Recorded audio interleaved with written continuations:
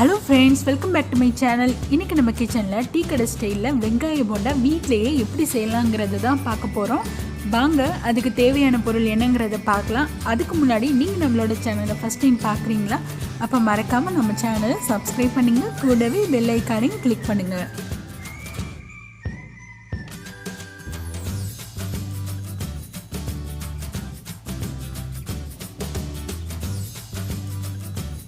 செய்கிறதுக்கு நான் 2 பச்சை மிளகாய், ஒரு சின்ன துண்டு இஞ்சியை நல்லா கொரன்னு அரைச்சி வச்சுருக்கிறேன்.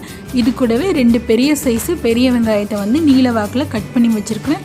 இதை ஒன்று ஒட்டாமல் நல்லா உதிர்த்து விட்டுக்கோங்க.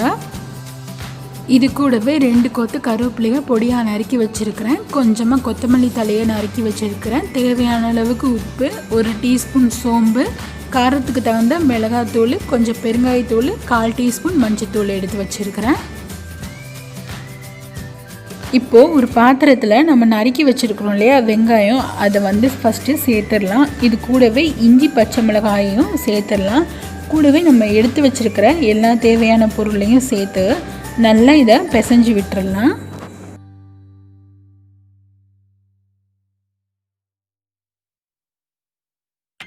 நல்லா பிசைஞ்சு விட்டதுக்கப்புறம் இது கூட 1 கப் அளவுக்கு கடலை மாவு, அதுலேயே பாதியாக அரிசி மாவு சேர்த்து நல்லா பிசைஞ்சு விட்டுறலாம்.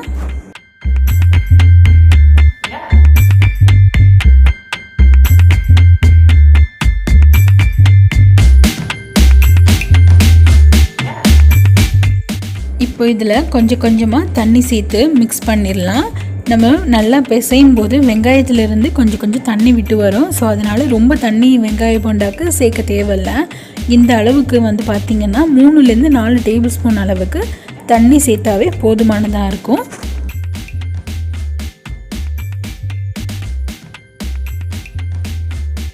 எல்லாத்தையுமே நல்லா அழுத்தி பிசைஞ்சு விட்டுக்கோங்க. அப்போ தான் அந்த ஃப்ளேவர் சூப்பராக கிடைக்கும்.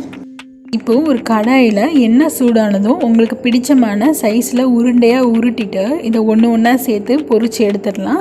மீடியம் ஃப்ளேமில் வச்சுட்டு இதை பொரிச்சு எடுத்துடலாம். அப்போ தான் உள்ளுக்குள்ளேயும் நல்லா வெந்து நல்லா கோல்டன் ப்ரௌனில் நல்லா கிடைக்கும்.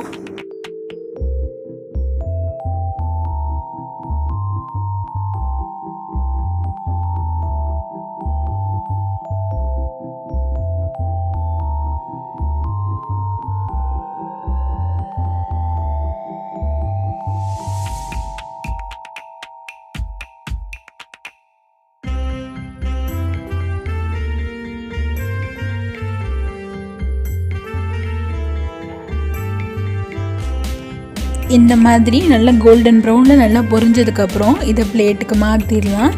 இதே மாதிரி மிச்சம் இருக்கிற போண்டாவையும் நல்லா சின்னதாக உருண்டையாக உருட்டி போட்டு பொரிச்சு எடுத்துடலாம்.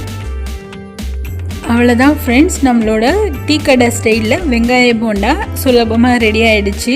இதே மாதிரியே உங்கள் வீட்லேயே நீங்கள் ட்ரை பண்ணி பாருங்கள், உங்களுக்கு கண்டிப்பாக பிடிக்கும்.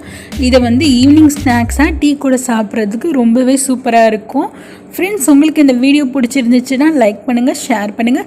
மறக்காமல் நம்ம சேனலை ஃபஸ்ட் டைம் பார்க்குறீங்கன்னா அப்போ நம்ம சேனலை சப்ஸ்கிரைப் பண்ணி கூடவே பெல் ஐக்கானையும் கிளிக் பண்ணுங்கள். அது கூடவே நம்மளோட இன்ஸ்டாகிராம் பேஜையும் ஃபாலோ பண்ணுங்கள். தேங்க்யூ.